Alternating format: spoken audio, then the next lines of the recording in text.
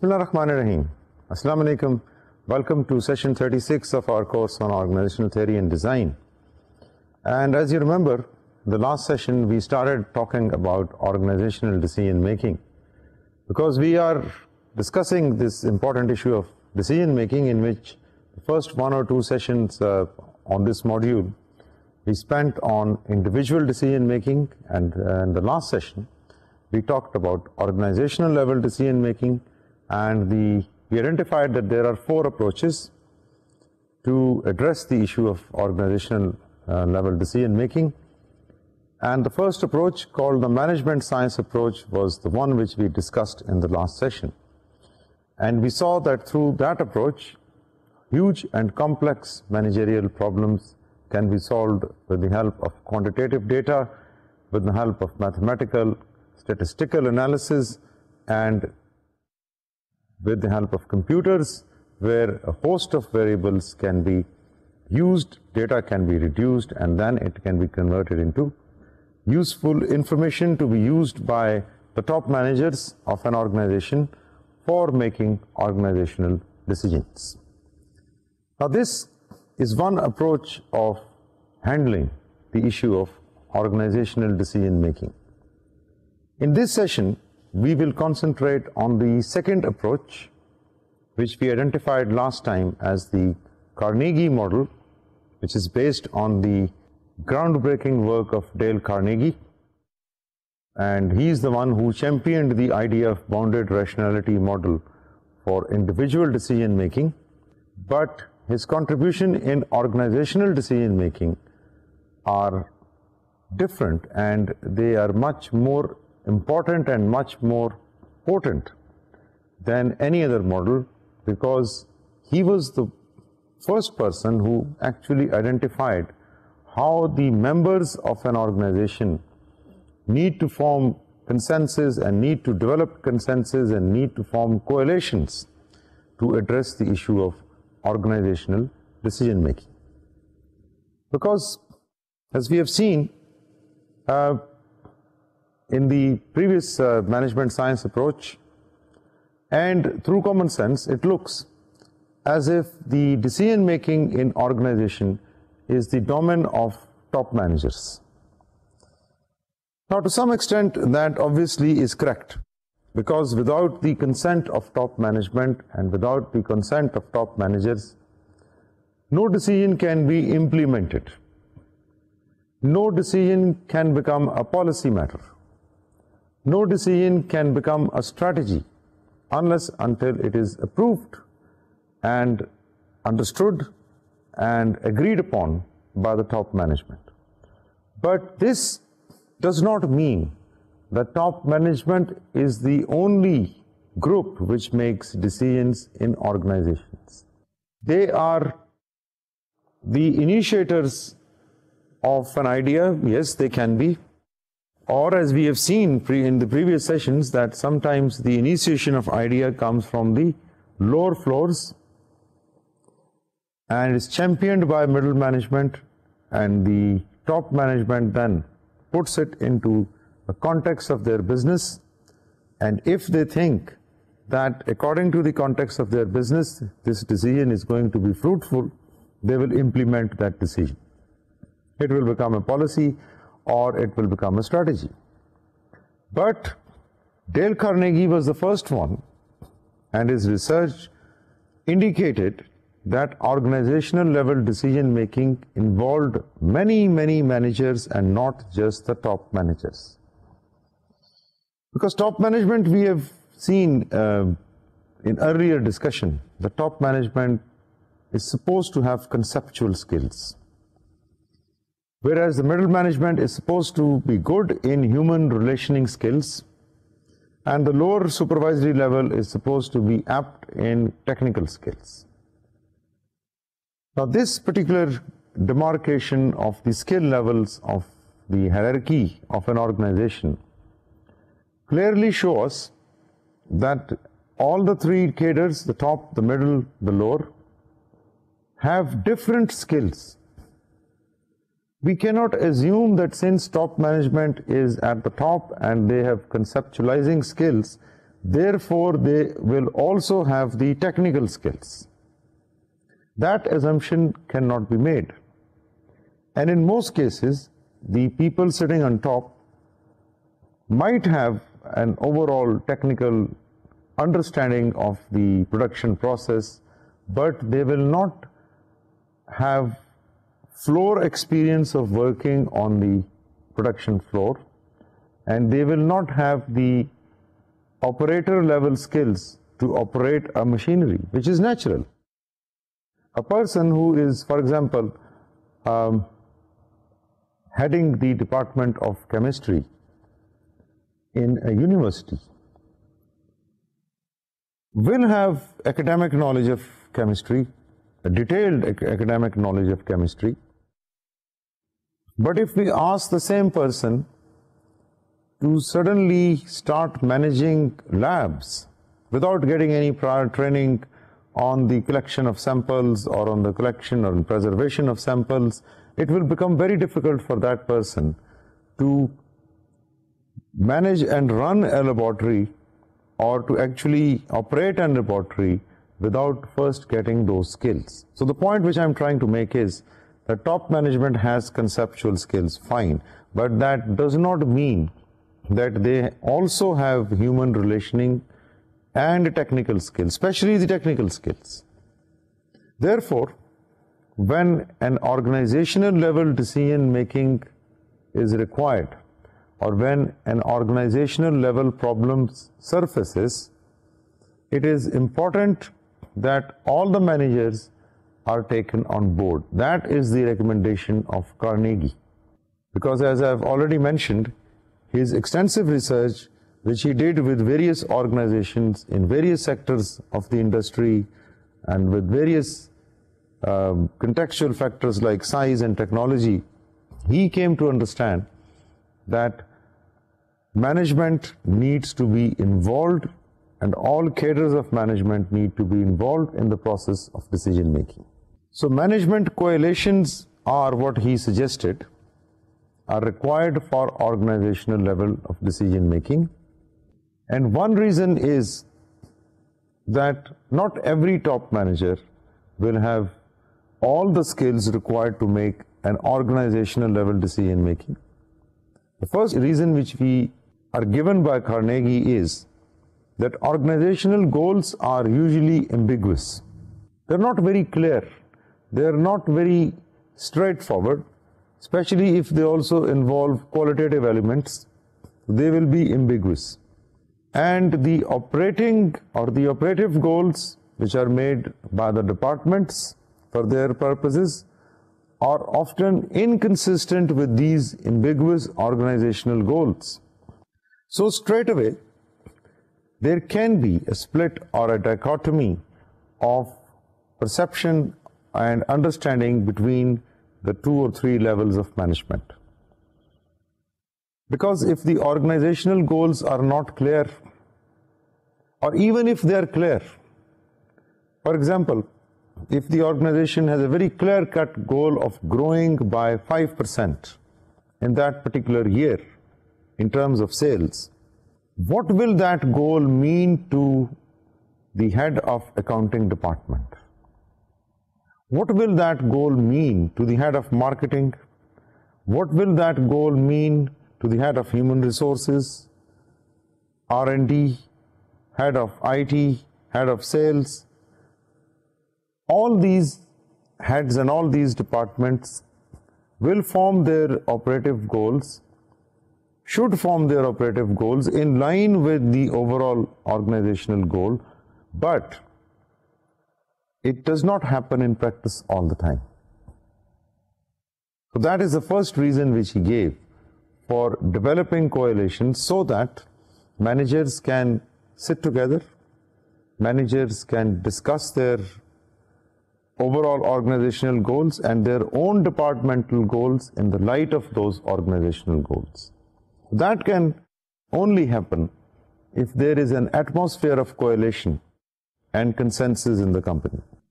Otherwise, goals can be imposed on middle and lower management. And that is not the spirit in which organizational decision making happens. If you look at the large public sector organizations in our country, we will see that this problem is at its peak. The ministries usually obviously have political ambitions and also ambitions to serve the people.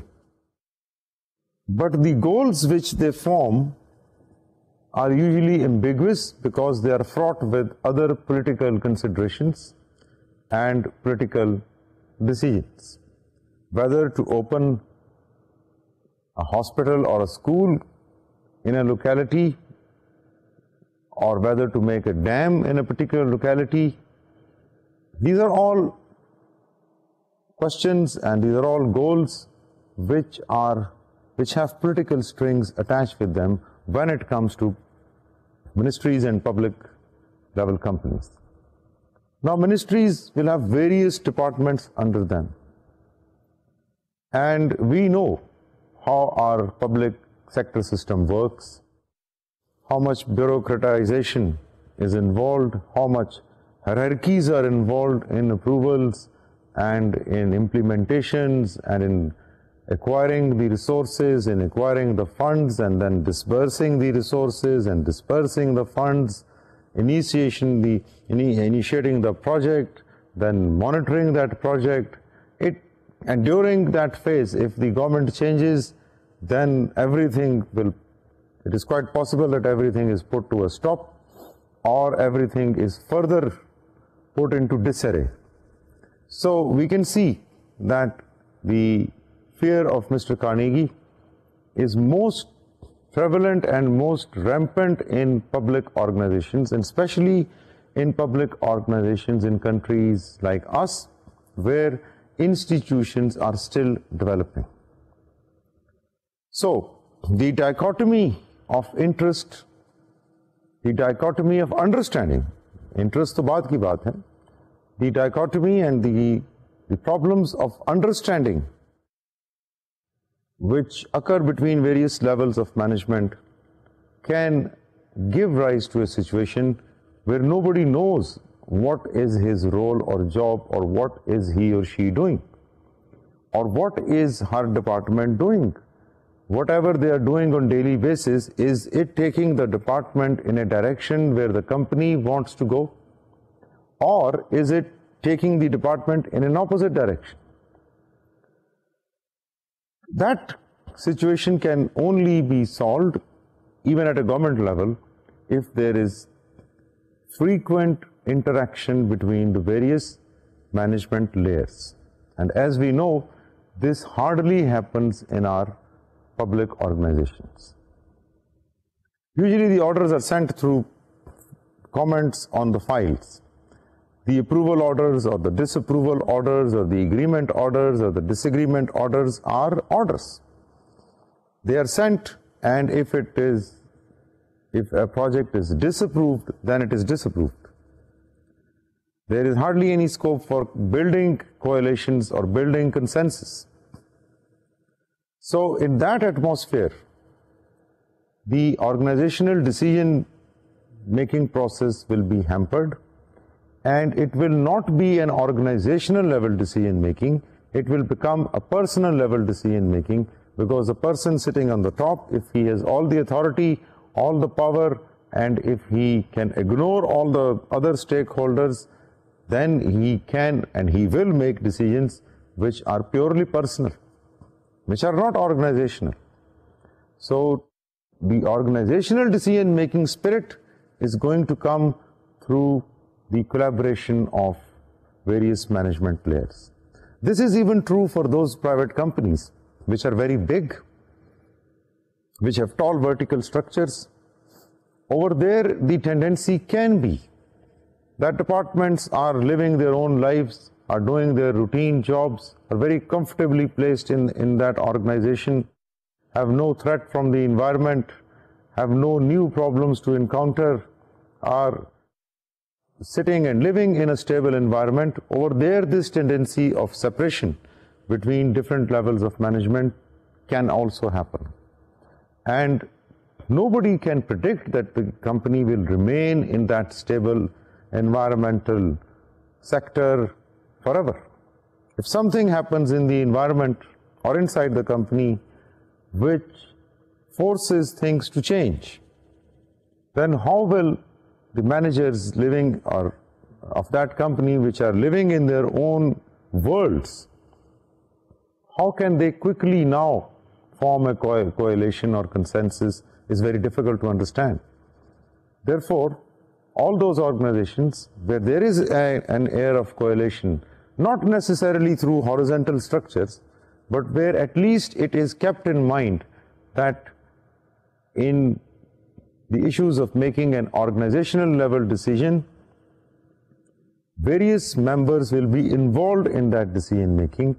That organization is what we are referring to as an organizational with a spirit of coalition, with a spirit of consensus. So, एक reason तो ये है. One reason why Carnegie feels that coalitions are needed is because of this dichotomy between different levels of organization. Second thing is that individual human beings have cognitive limitations. Cognitive limitation means we can't identify all what is required for decision making. And that we have seen when we were discussing individual level decision making, that all of us can have access to limited information. All of us have limited time on our disposal. All of us have limited understanding of the issues. All of us have a limited brain capacity. All of us have other things to do in our life. Apart from work, we also have families, we also have friends, we also are in the role of a worker, a manager, an officer, a father, a brother, a neighbor, you name it. So we have scarce resources and scarce time, which further limits our cognitive abilities. If we want to understand why Antarctica is so cold, we need to read about it. And if we are so busy in our daily schedules and in our daily work and in our daily chores, then it will become impossible for us to acquire all information and knowledge which is around us. Even the 200 channels which are giving us information all the day, 24 hours a day and 7 days a week, we cannot watch all of them. So our cognitive ability is limited because our resources are limited. And the most important resource which I have highlighted in this regard is time. We cannot give time to all what is happening around us. We cannot absorb all what is happening around us. And I perhaps gave this example already, but I'll repeat it to make the point home that we have cognitive limitations. When you go out of your house to a market or to a hospital or to a post office or to a university, and then you come back or from your office, how many ads and how many people do you see? How many cars and how many autos and how many traffic wardens and how many trees and how many birds do you see? We see a host of cars around us, and at that time we know this is blue, this is red, this is green, but the moment passes and all that memory fades away because there is so much information we cannot retain all of it. That is the concept of media clutter. Media में अखबारों में लोग add देते हैं, तो classified add जो छोटे ads हैं उनकी प्राइस क्यों कम है as compared to the ads which appear in the front page or on the back page or on some other prominent place? The only reason is that people can catch those lines from an important place, but in a classified situation, 3 pages of classified ads or 10 pages of classified ads, your ad will be lost in that media noise. your ad will be lost in that media clutter. Why primetime ads on TV have more rates than non-prime times? Because prime time, more people are watching. More people are watching and their focus is towards TV because they are perhaps watching news, an important game, an important TV serial, because the prime times are usually those times where important, interesting programs are shown to people and the viewership is maximum. During that time, if you give your ad, the chances are that its reach will be maximum. And that is why maximum number of people will see it. And if, for example, 10 lakh people see it, there is possibility that maybe 1,000 people will remember your product.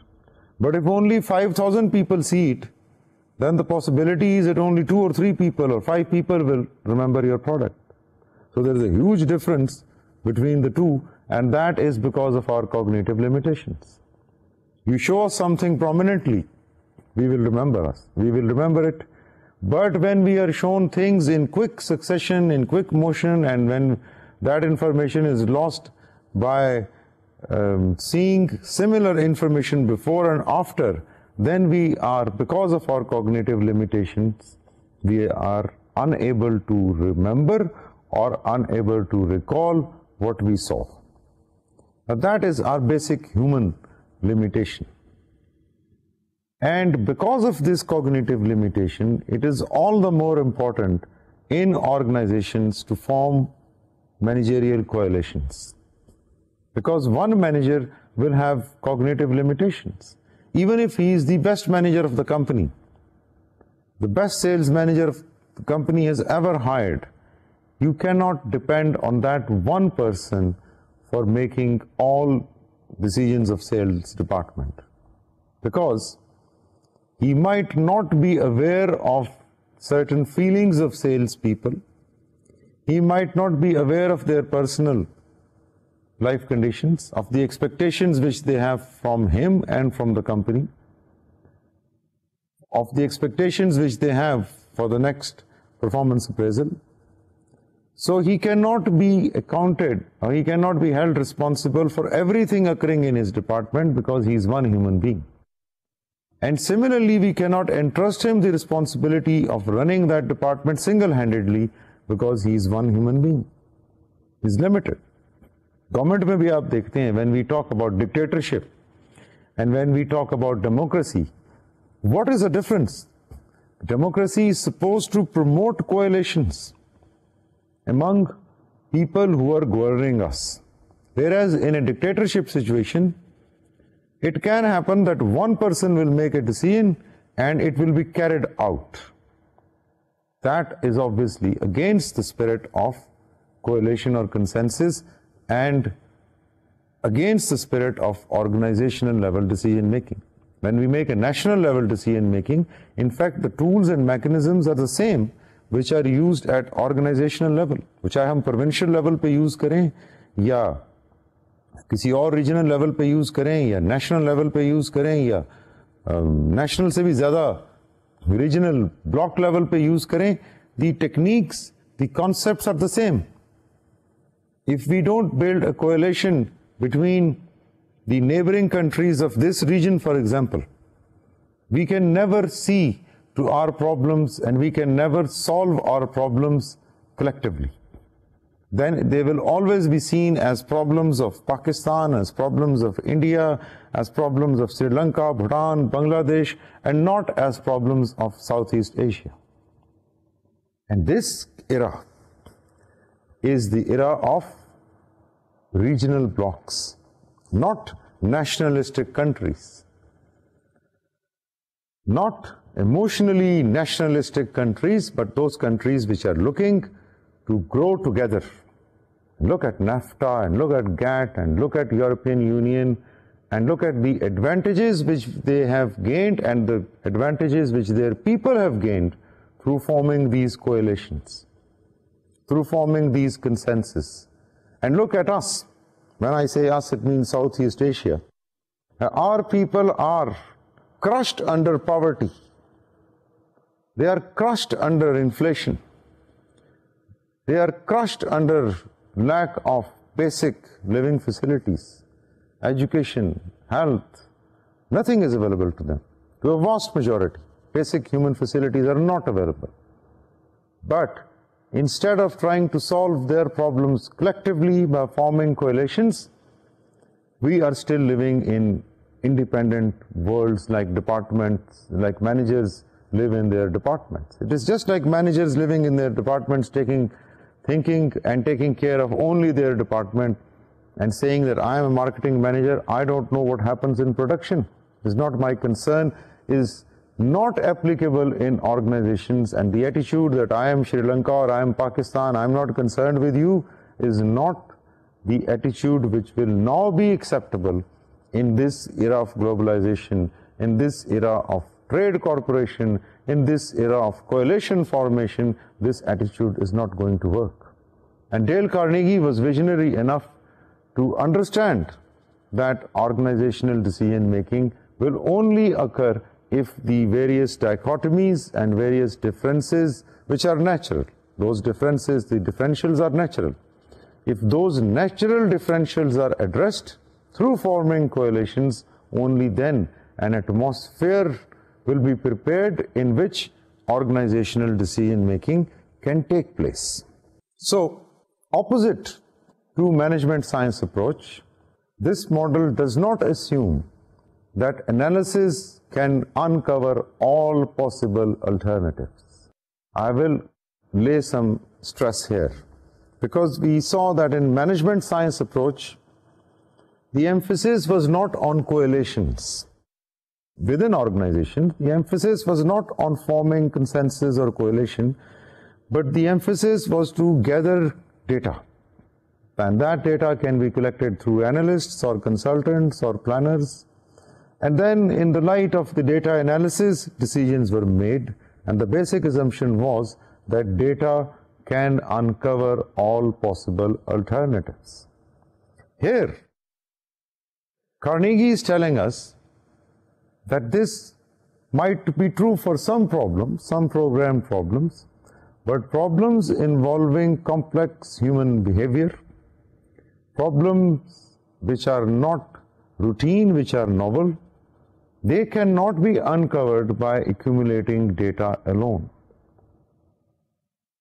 They can only be covered or uncovered if something else happens on before or along with data collection, and that something else is the formation of those coalitions which I was referring to earlier. This model points out that through managerial coalitions and consensus, a major portion of the organizational decision making is and can be covered. Because we will need to be practical and a bit pragmatic here. We cannot all the time make decisions which are the best, which are the optimal. All the time it cannot happen. Therefore, there is a term which is used in literature, and that term is called satisficing. Satisficing means those decisions which are not really satisfying all the stakeholders in a company, which are not the best possible solutions, but which are the best given those circumstances. Given the constraints, those are the best. They are not ideal solutions, but practically they are the best for that particular situation.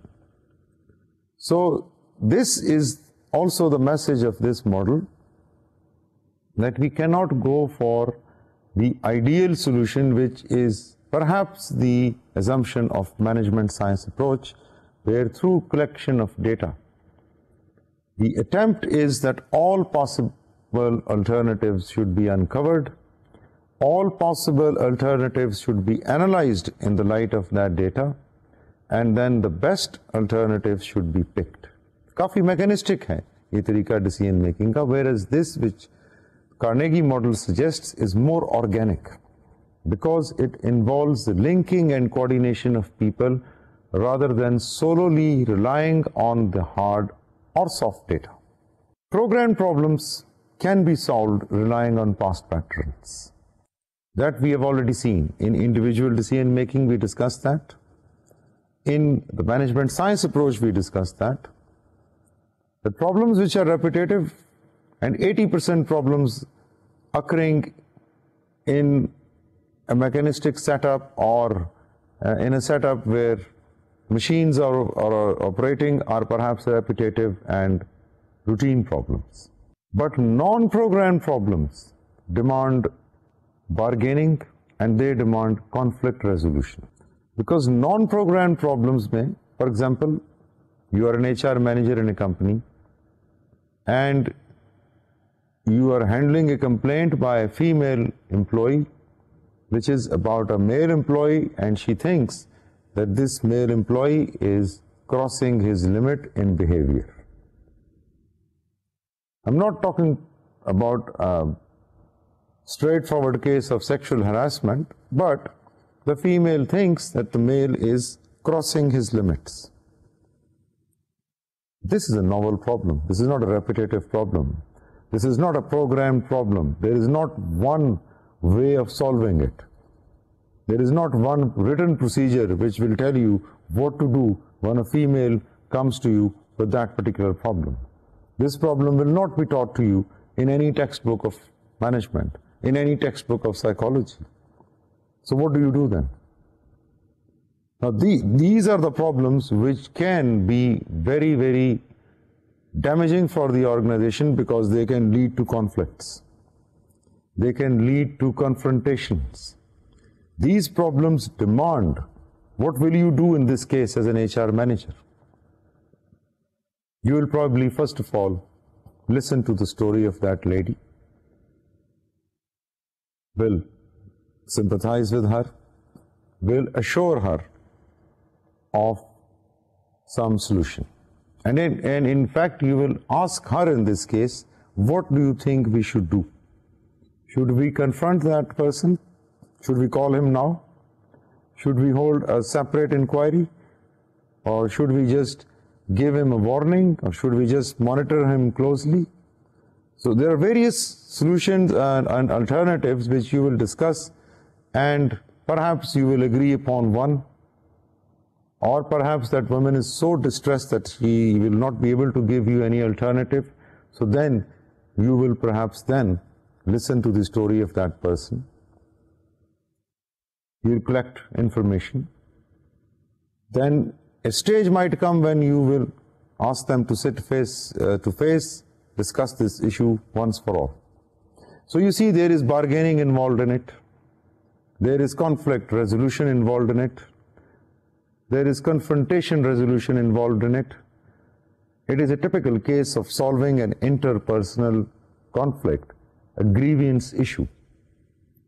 Now this cannot happen unless until there is an air of coalition in your department. Because if people are used to that we will go to the HR manager who will listen to us, listen to the other person's story, and then will issue a directive, that is when there is no coalition atmosphere in the department or company. But human problems are not solved like that. And I'll come back to the issue of dictatorship, to the issue of political coalitions. Now that is a good example. It happens in our country and it happens in many other countries that political coalitions are formed. Why those political coalitions are formed? To acknowledge that we are different. To acknowledge that our cognitions, our emotions, our perceptions are different. Our political views are different. Our political agendas are different. Our political ideologies are different, but in order to manage the country, or in order to manage a problem, or in order to address an issue, we are sitting together.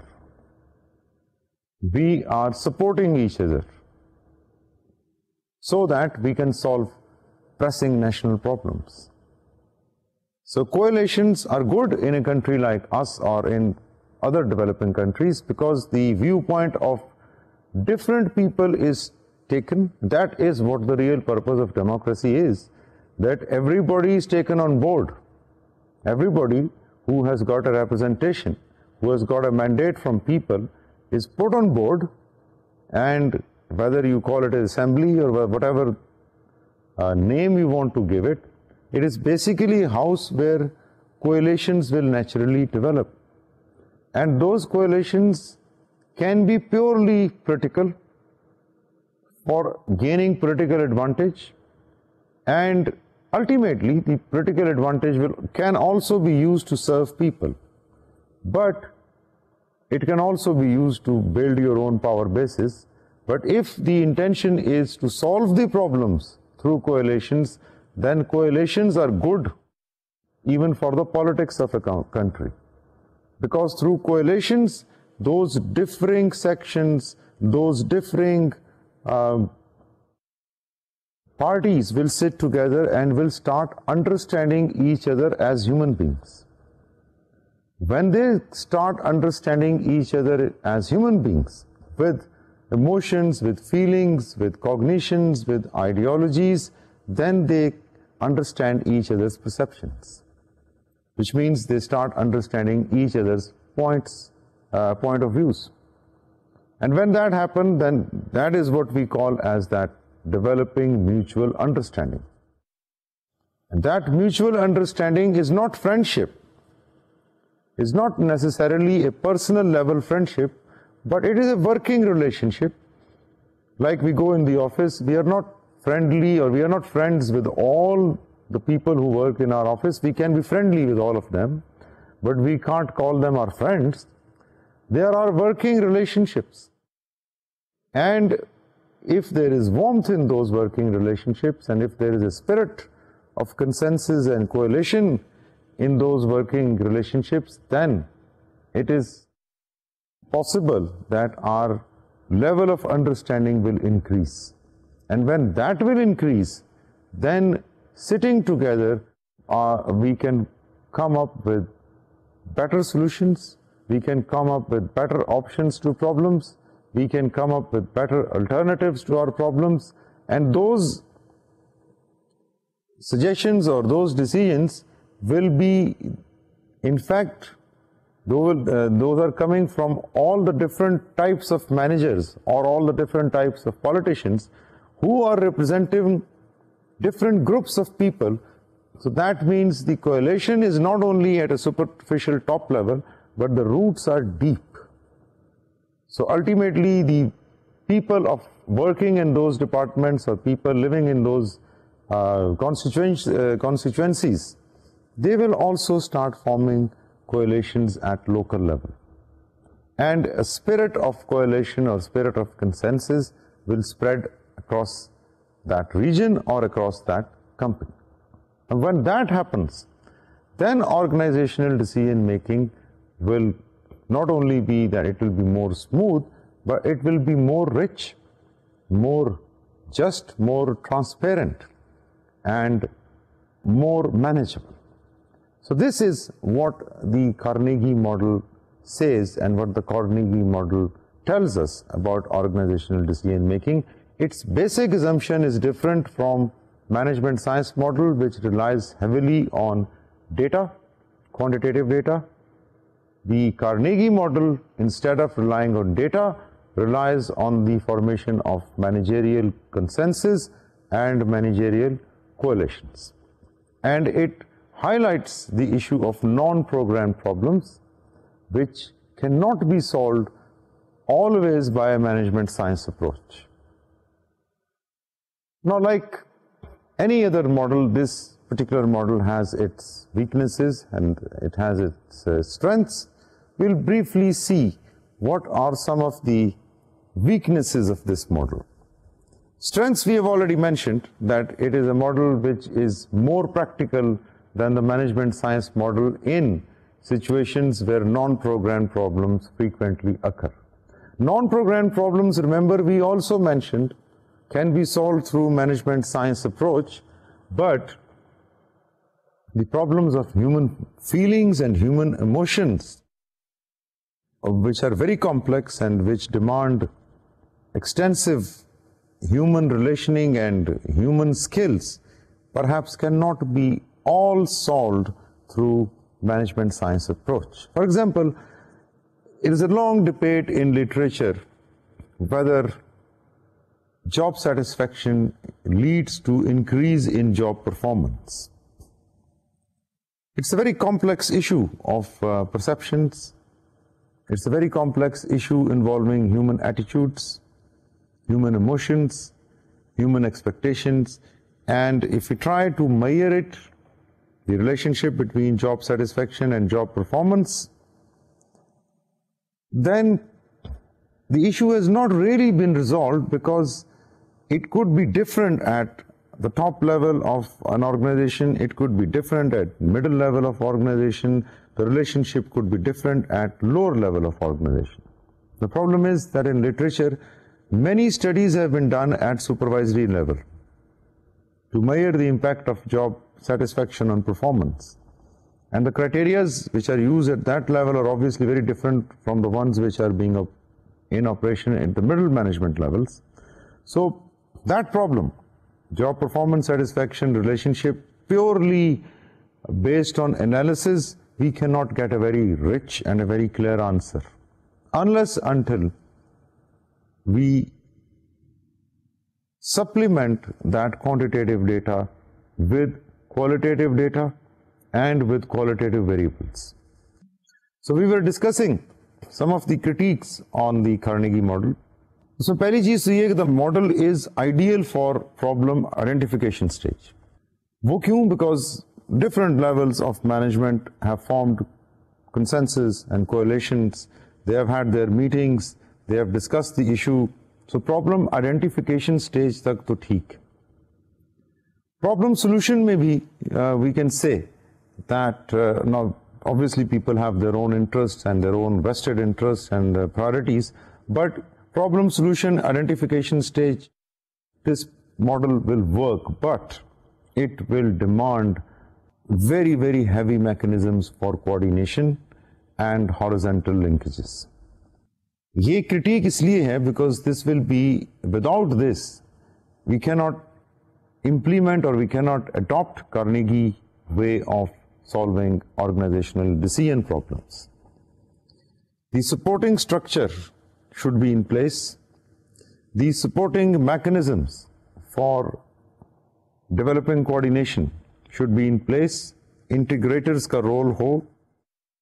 Maybe the organization should be boundaryless, or at least should be very closely gelled in. The hierarchies should be more like horizontal than vertical. Then it is possible that this model will actually do what it is supposed to do in the organizations. So it requires a set of conditions. We cannot apply it blindly in all organizations, because the heart of the Carnegie model is the formation of managerial coalitions. और managerial coalitions को बनाने के लिए we will need a design which encourages that, and by now in the 36th session of organization theory and design, the students will be very clear that organic design is the one which will suit this type of organizational decision making. But organic design create करना एक तो हर company की ज़रूरत नहीं और एक हर company के लिए possible नहीं, because it needs coordination skills, it needs experienced, skillful managers who have worked in relevant industries, who have had relevant exposures of making coalitions and then identifying problems, and then instead of entering into conflicts and confrontations, their focus remains toward the solution of problems. It is not easy. It demands a very lively and very supportive top management. It demands a culture which encourages consensus, and which at the same time, which consensus not like conforming to what the other people are saying, consensus which is arising out of discussions. और उन discussions में conflict भी हो सकती है, confrontation भी हो सकती है. So an atmosphere where people are used to having a conflict not with the view of having a fight with each other, but they can differ in opinion and they can agree not to agree on issues. So ये culture हर जगह नहीं होता. That is one of the limitation of this model. The other limitation is, as I've already mentioned, is the possibility of conflicts and confrontations. Because once you put people under one roof, and those people who have conflicting goals, Department of Production, Marketing, Finance, इन सबको एक जगह बैठाते हैं, and you ask for their opinion on an issue.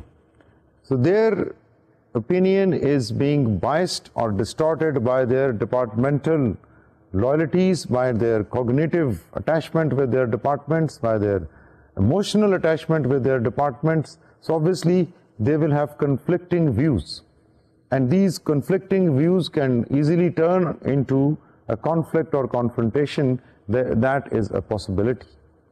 That again needs some mechanisms to where this conflict resolution occurs and where these confrontations are diluted, but it will only happen in those organizations which are well prepared for handling such conflicts and such confrontations, which have an experience of resolving conflicts at departmental or organizational levels. So that is also a critique on Carnegie model, that it requires set of conditions which should be in place before attempting it. The other critique which is usually provided for this particular model is that it could be time consuming and laborious. True, data collection can also be time consuming, but with the advent of computers and with the advent of so many softwares, data can be collected quickly and it can be reduced quickly and it can be analyzed quickly. But forming a coalition or forming a managerial opinion consensus is not like pressing a button of a computer and coming up with an answer. It means making those people sit together who differ with each other. So when they will actually form a consensus, nobody knows. How much time will it take? How much role the top management will be able to play in resolving the conflicts and in diffusing the confrontations? How much time will be taken off from the departmental work in these meetings and in these coalition building activities and efforts? That needs to be carefully weighed and carefully traded off with the issue of organizational level decision making, because we cannot all the time have departmental heads sitting in doing their meetings. They need to run their departments. They need to fulfill their departmental responsibilities and meet their departmental deadlines and guide and train their departmental people. So they have a huge job to do, and that is to run their department, but also to interconnect their department with other departments. Now that is a skill which they might or might not have. If they don't have this coordination skill, then they need to be given that skill. So the process could be time consuming and laborious, difficult. It is not easy when 4, 5, 6 human beings sit together and they try to solve a problem, chahe wo itni simple hi kyun na ho, that you want to go to a trip and you are 20 people and you are deciding where to go, when to go, resources kitne honge. It will take time. Believe me, if you start this discussion early in the morning, हो सकता है आप दोपहर तक इस पे ही decide ना कुछ कर सकें कि हम जाएं कहां पर. And then once it is decided, तो किस तरह जाएं, कितने देर के लिए जाएं, कितने फंड्स कलेक्ट करें, क्या मेन्यू हो, क्या हमारी वहां पे एक्टिविटीज होंगी, इट विल टेक टाइम. अभी हम एक्सकर्शन की बात कर रहे हैं, अभी हम प्लेयर ट्रिप्स की बात कर रहे हैं. We are not talking of solving serious organizational problems. Over there, people will take more time and there will be much more things on stake than going on a trip. Their job, their promotion, their impressions, many things are at stake. So they will enter into conflicts. They can have confrontations. The process can be time consuming and laborious. But in spite of all that, it is worth trying in organizations where the design is towards organic side. where the design permits, where the design ensures dilution of confrontation and resolution of conflicts, where the culture encourages people to collaborate, where the culture encourages people to form coalitions, form work in groups and teams, over there, this model can be used. But we cannot use it blindly in all situations.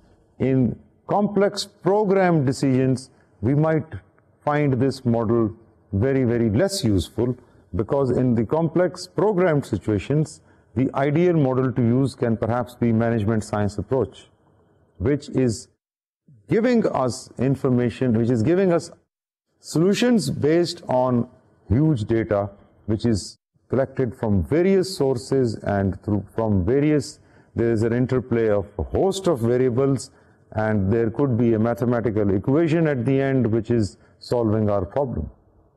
But this cannot be done purely in human issues related with relationship among people, issues of motivation or lack of motivation, issues of simple jealousy, issues of aggressive behavior or a passive behavior, issues of work and life balance, issues of security on the job, issues of job satisfaction, issues of job performance, productivity. These cannot be solved with a huge amount of data alone. These issues need to be solved by the organization in a collective manner. The issue of, for example, collective bargaining between the management and the union cannot be solved on the basis of management science approach. It needs a lot of political skills. It needs a lot of convincing skills, convincing skills, and conflict resolution skills, and confrontation dilution skills, because when the management and the unions meet in the collective bargaining, the atmosphere turns quite volatile. So it demands a level of skills to control that atmosphere. And if there is already a structure and already a design which promotes such meetings where people from different backgrounds sit and they discuss problems which have different implications for them, which have different implications on their jobs, on their goals, on their lives, then the problems can bring conflicts and confrontation on the table. So this model can be implemented very successfully in organizations which have tools and mechanisms in place for having a lateral sort of linkages or horizontal linkages. Otherwise, people need to be trained in this particular technique of developing management coalitions and developing managerial coalitions. Therefore, we cannot say that this Carnegie approach can be applied across the board to all organizations. The remaining two approaches of organizational decision making we will inshallah take up in the next sessions to come. Till then, it is Khuda Hafiz. Thank you very much.